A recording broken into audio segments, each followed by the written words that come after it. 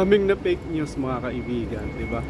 Itong Casimero versus Duhini undercard sa inuwi na laban mga kaibigan. Well, maraming nagsasabing fake news daw, di ba?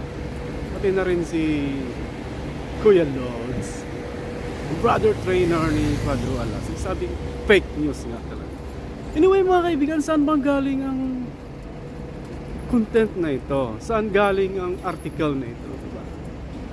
Yahoo News Japan, diba?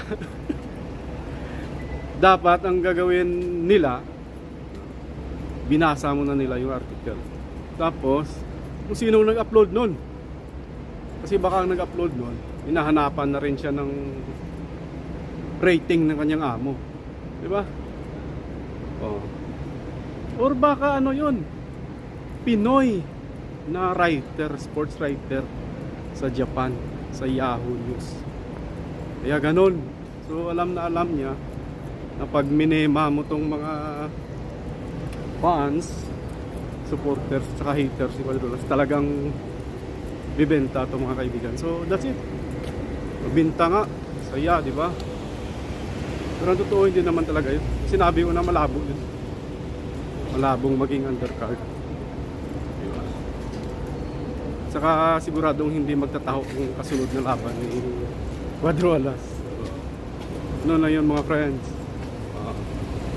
Sabi ko sa inyo, huwag kayo basta maniwala. Wala pang official announcement. Saya-saya nyo na. Diba? Saka panoorin mga kaibigan yung mga nag-upload, no?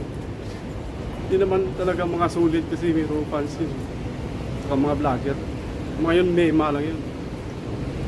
Yun ang may tsura niya.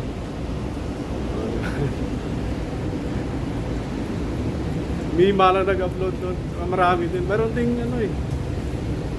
Yung uploader, vlogger, wala ka pang kwento. Kinikwento niya na. Hindi. Saka makakita, no, wala pa nga pangyayari, siya na kwento na. Hindi yun. Sabi ko na sige. Ayaw niya maniwala. Oh. Sige na. Uwi na tayo.